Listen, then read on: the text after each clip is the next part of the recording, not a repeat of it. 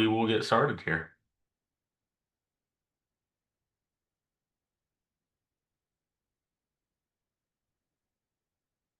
Okay, so my name is Mitch Seckler with Oregon Department of Education, School Safety Emergency Management Program. I'm the statewide coordinator with that.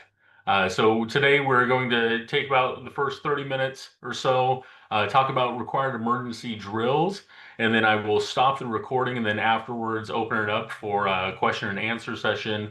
Anything that we can help you with technical assistance or guidance or more resources on, and then you don't have to be YouTube famous with that.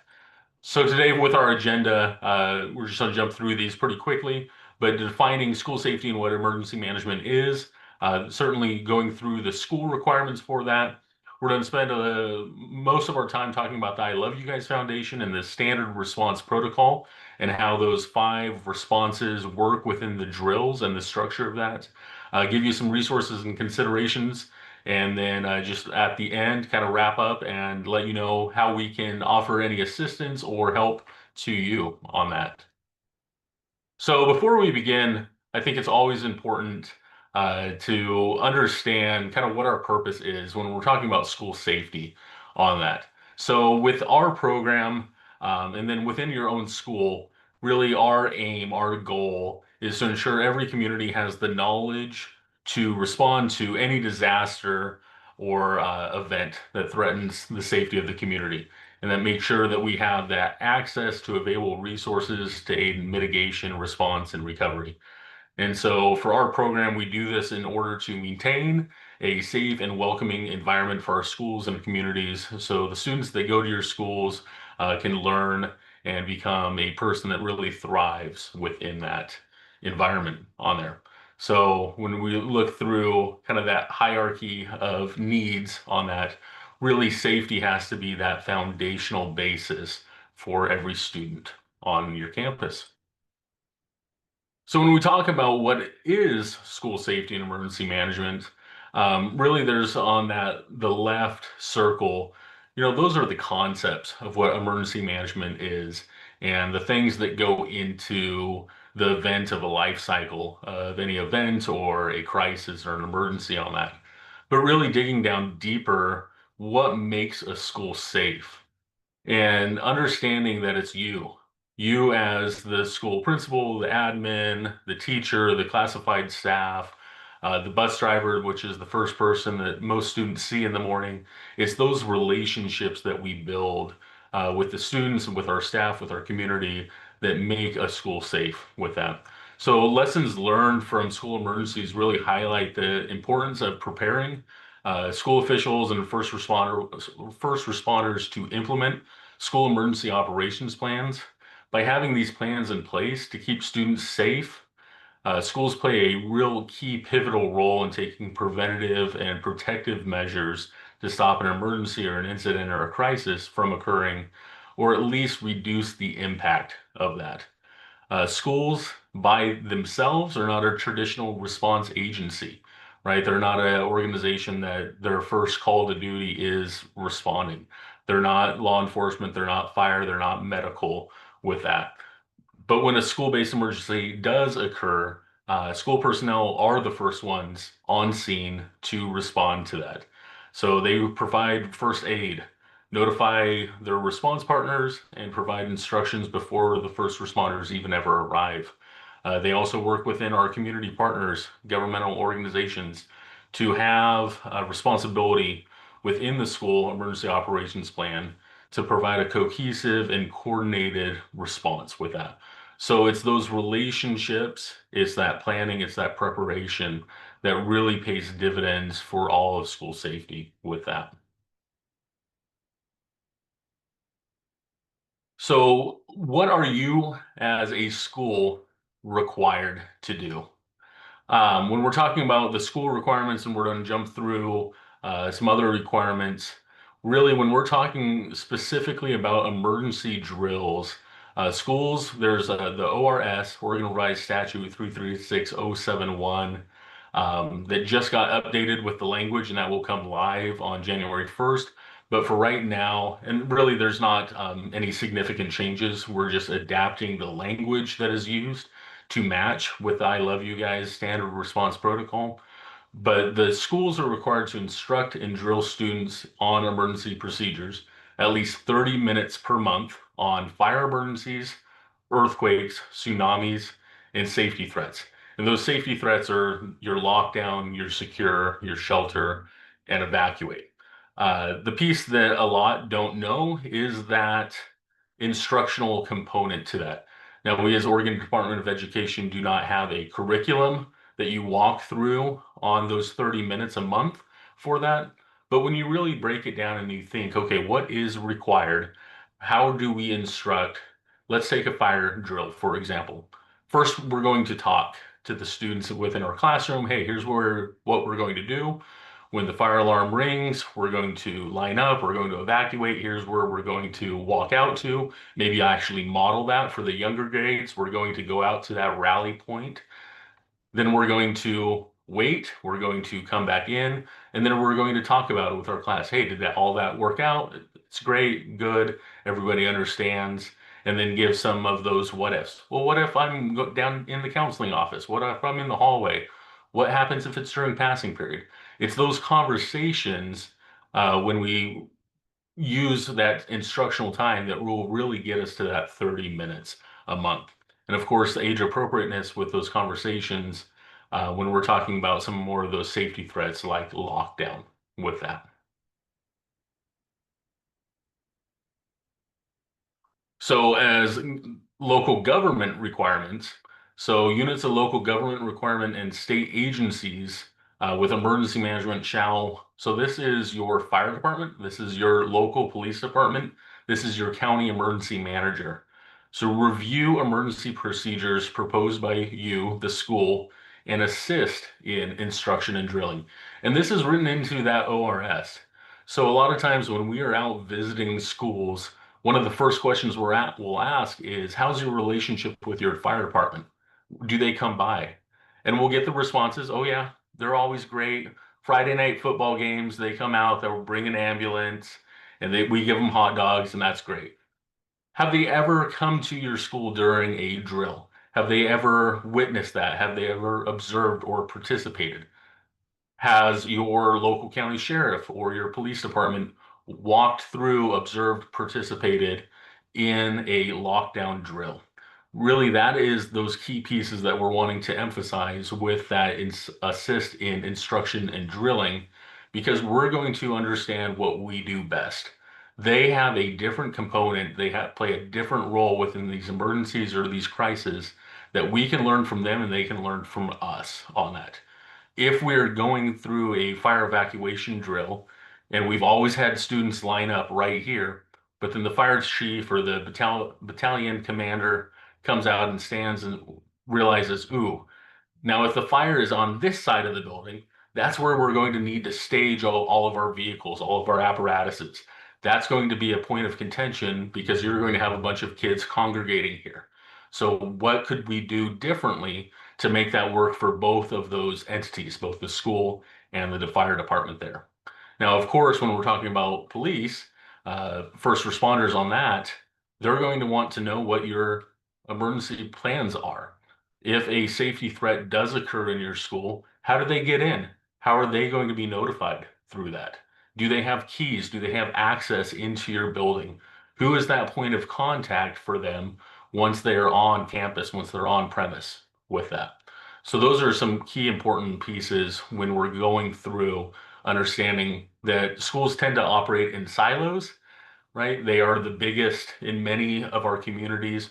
They're the biggest employer. Monday through Friday, 8 to 3, they're the biggest congregation of students that ask at-risk vulnerable students. So we really want to expand and understand that our schools don't operate just between the hours of 8 to 3, right? In many of our communities, you have everything going on after school until the late hours.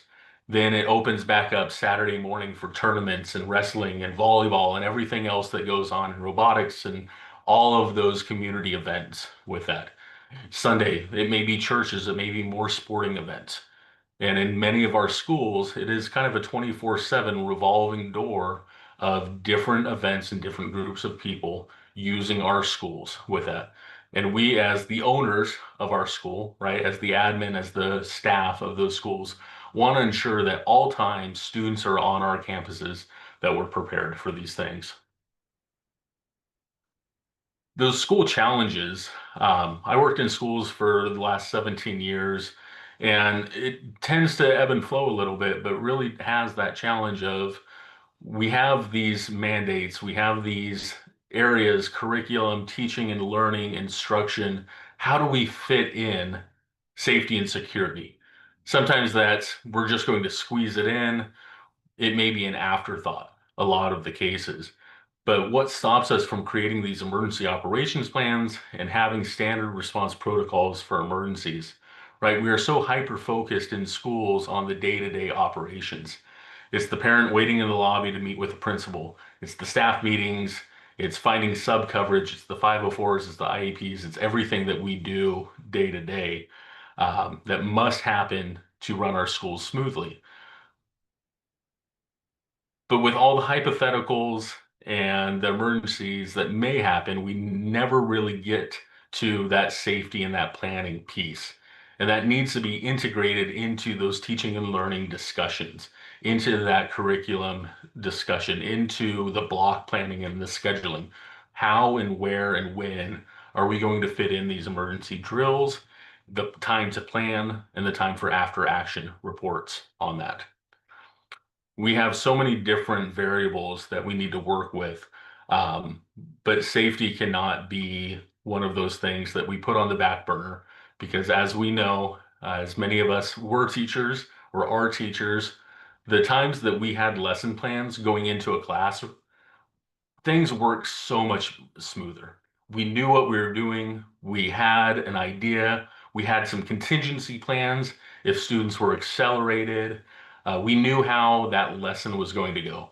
But also, as many of us realized, we have a tendency to wing things. And, oh, we'll just do this on a Monday morning. And things don't always go so smooth when we don't have that lesson plan, that guiding template in front of us on that. Another, before we begin, so talking about those plans, it would be unreasonable to go down that rabbit hole of having a plan for absolutely everything from alien invasion to runaway zebra at the zoo, right? We can't have a detailed plan for absolutely every single scenario. But generally speaking, we know the types of situations and emergencies that we're going to face within our school community. Those situations either have a low, moderate, or high impact with a direct correlation on the probability of those things happening.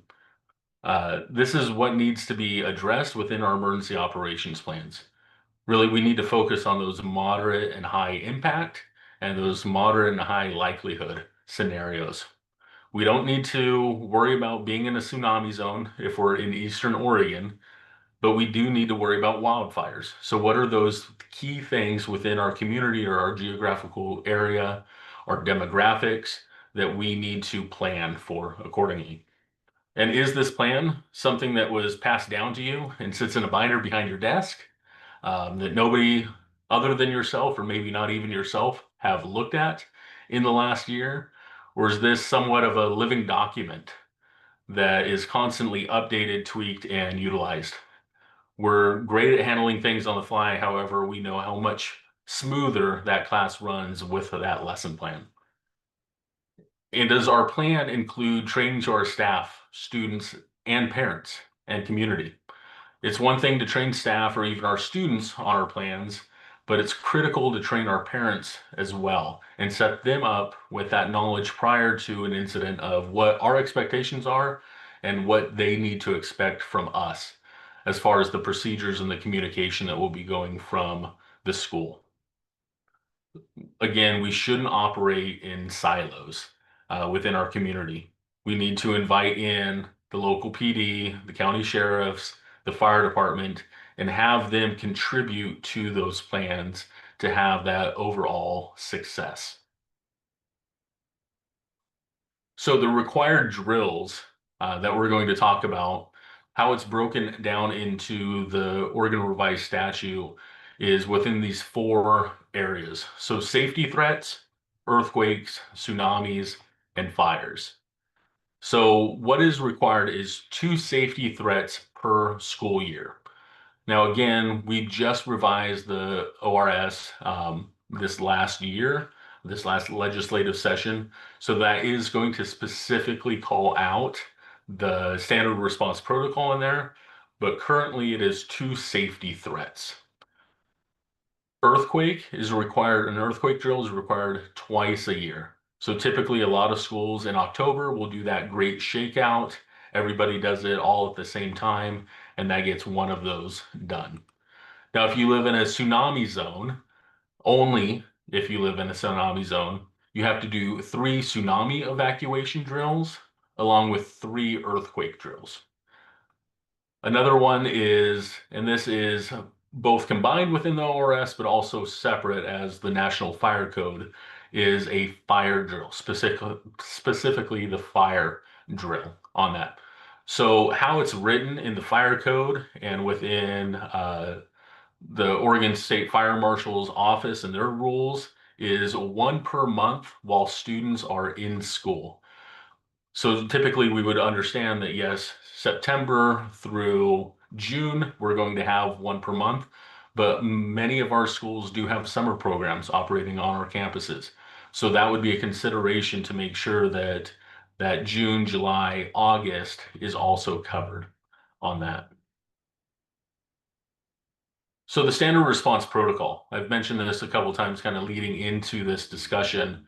So this is from I Love You Guys, an organization out of Colorado that was stemmed from a parent that was involved. His daughter was involved in a school shooting on that.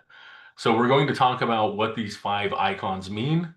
Schools really across the country are adopting this standard to enhance student and staff safety during an incident or an emergency. The great thing about the standard response protocol is each one of these responses can be used for any situation you can give me, any hypothetical. There is a appropriate response within these 5 that really cover that gamut on there. Big incidents, small incidents, everyday occurrences, and your monthly safety drills can and should incorporate these actions into that. So each action is followed by a directive. It's short, clear, and concise language. It does not leave room for misinterpretation or miscommunication. Law enforcement, dispatch, fire all know what these standard responses are. We can easily train students, staff, parents, community on what these guiding actions are. So the first one is hold. So this is hold, again, action, direction, or directive. Hold in your classroom or area. All this is used for is to minimize the disruption. It's not required by the ORS, but it's highly recommended. This is your foundational, this is your easiest, this is your everyday standard response that you can use. So it's hold in your room or area. It's just used to keep your hallways clear of occupants. Why would we use this? Johnny just had a big spill or threw up in the hallway. It's almost passing period. We need students not to move back and forth. We just need them to stay in their classroom or in that general area until our awesome custodian gets there and cleans that up. So we're just going to hold. A great use of this is because this can be used for so many different minor incidental things, medical emergencies, an assembly speaker isn't quite ready yet. We just need an extra 3 minutes before that bell rings or after that bell rings. When students and staff get accustomed to hearing these standard responses, including hold, when things get bigger, scarier, when it becomes different, they kind of revert back to, okay, no, we've already heard these types of responses, the action, the directive over the intercom. We're already used to following this protocol on there, and it really lowers that stress for everything. The next one is secure. So secure, get inside, lock outside doors. That's because there's an external threat or hazard. So the secure protocol, it's previously called a lockout.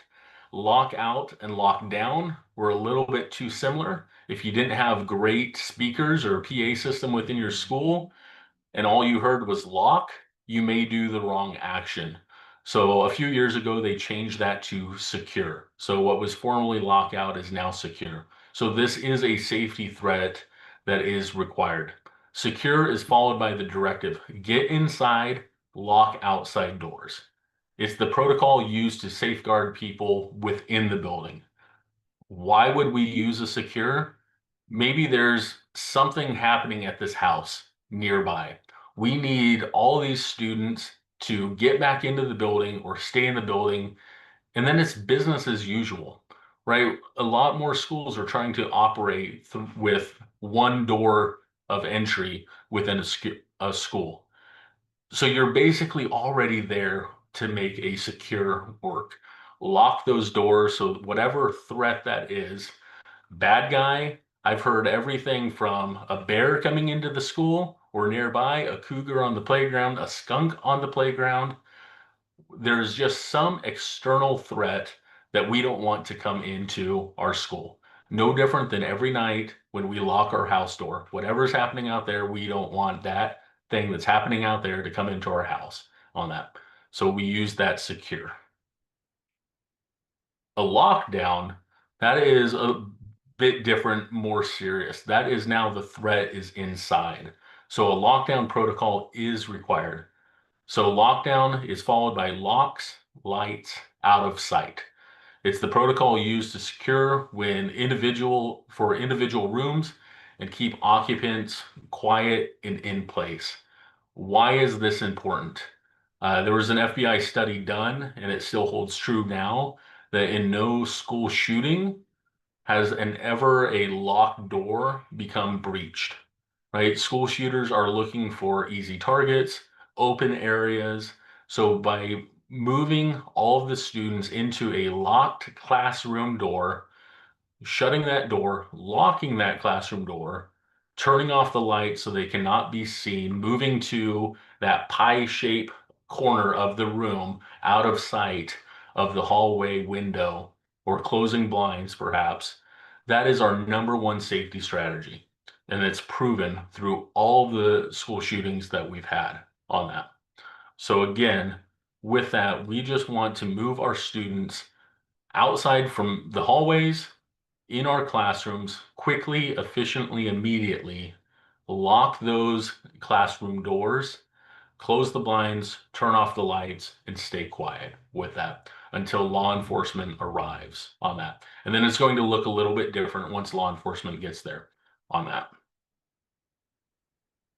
Evacuate. Evacuate to a specified location. So this is a hazard inside. So commonly, this is also a fire drill. This is moving students from point A to point B, getting them from inside the building to outside the building, followed by a location on that. So we're going to use this, and it's not always predicated by a fire alarm, right? It could be a gas leak. It could be a controlled release evacuation after a secure or even a lockdown. We've had I've had the unfortunate experience of having a senior prank go wrong with pepper spray in the air handler of an HVAC system.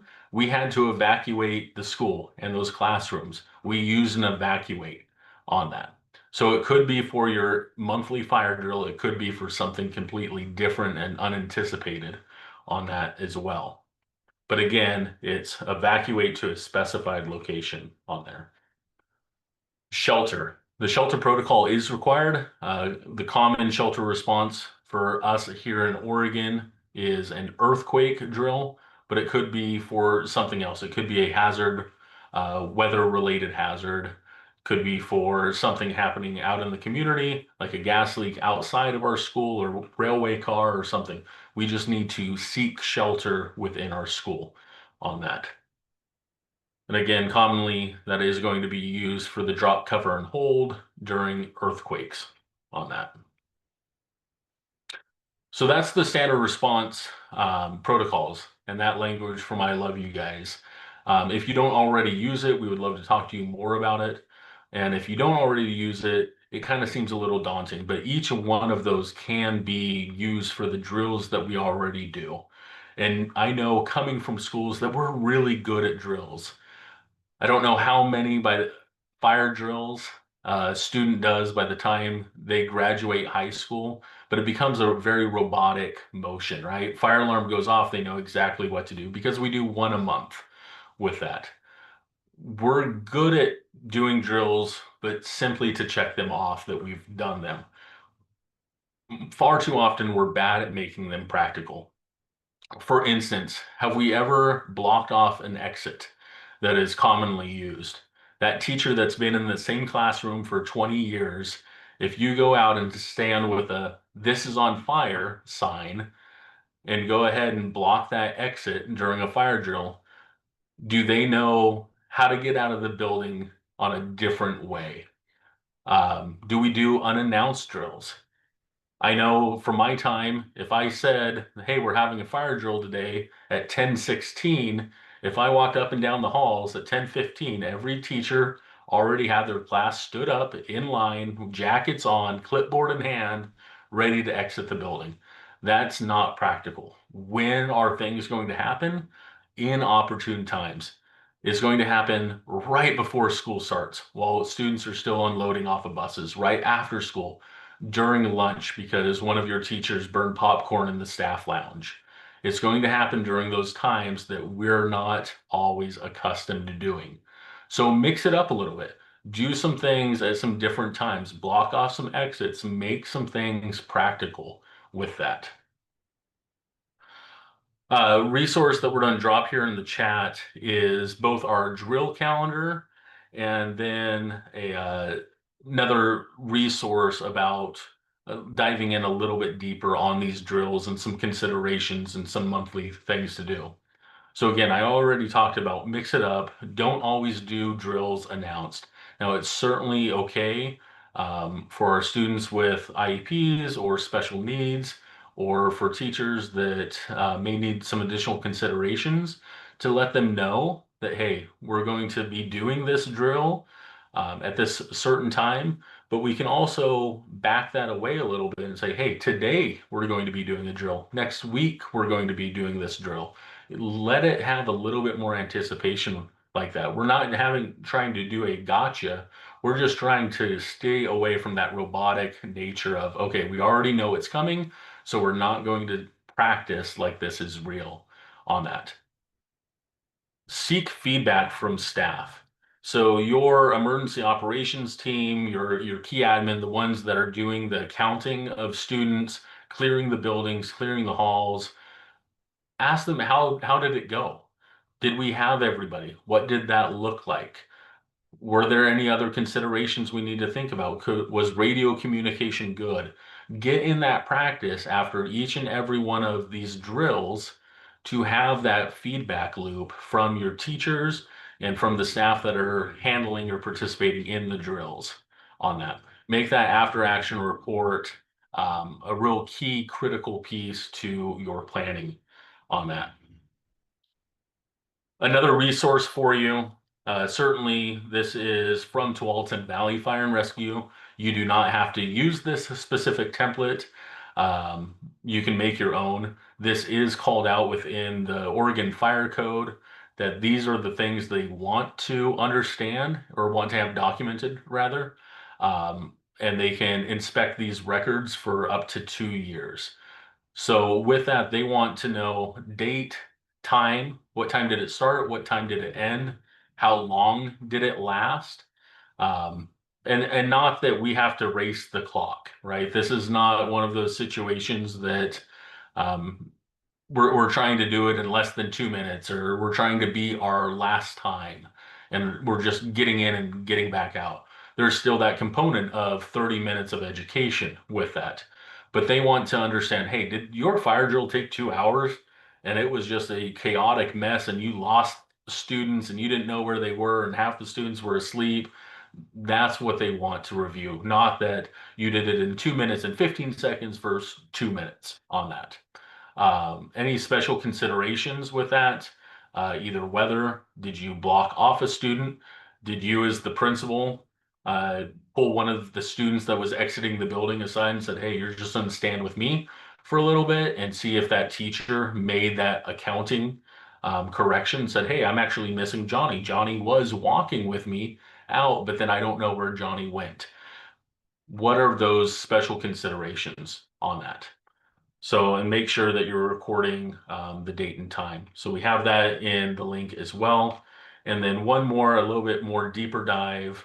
The Oregon State Fire Marshals put a workbook out that has some additional considerations and some resources and some guidance on both. The language is a little antiquated and outdated, and does not reference the newest of the standard response protocol, but a lot of the materials, especially when it comes to the fire and earthquake, is very relevant and useful as well on there. So in wrapping up, um, I think the most important takeaway on this is the student training component, not necessarily the 30 minutes of instruction, but making sure that these drills are used and done in such a way that the students and the staff feel empowered by them, that they know that during an emergency, they have a plan, they know what to do, and it works accordingly and goes smoothly on that. That the school is a safe place for them, and they feel like the administration, the staff, have everything dialed in so much so that a fire drill isn't taking 2.5 hours to evacuate the building, right? That they understand, hey, we can get in, we can get out. When we're doing lockdown drills, I can hear the announcement clear from my classroom. Everyone's taking it seriously, including the teacher. We have this. They've grown up in this era, this culture of school shootings.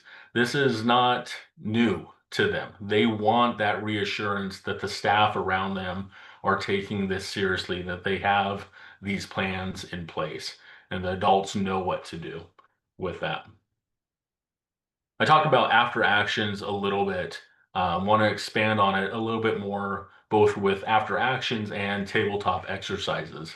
Tabletop exercises for your key personnel, your admin, the people that are going to be handling the emergency, is a great way to have a scenario, kind of a storyboard narrative on an exercise, and use that to have a discussion about what would happen if this happens, and go through that scenario, walk through that in this low stress, low risk environment.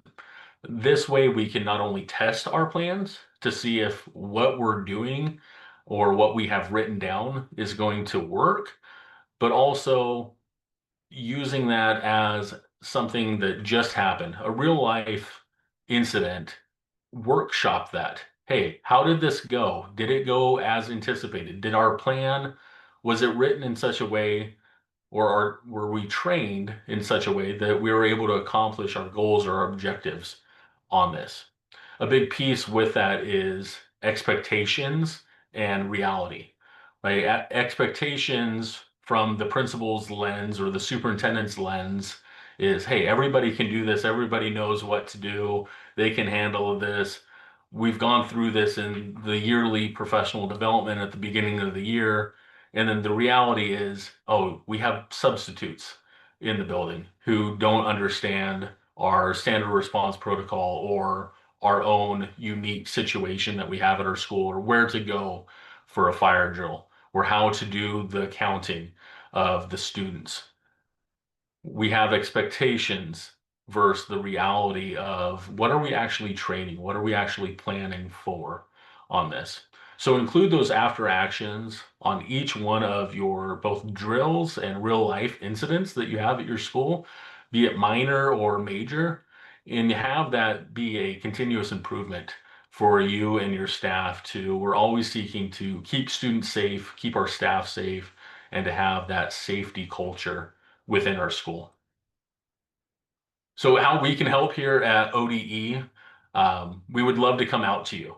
So we have 4 regional coordinators that live and work throughout the state in different regions that are only, even in the furthest of drives, only a couple hours away from you and your school. We would love to come out and offer any training or technical assistance to you, do a walkthrough of your school. And that is not that we can give you a check for $10 million and say, here, buy this, fix that. But what are those low cost, no cost improvements? Kind of like a home inspection when you get ready to sell your house. What are those things that, ooh, yeah, this could be better. What about this? Have you thought about this?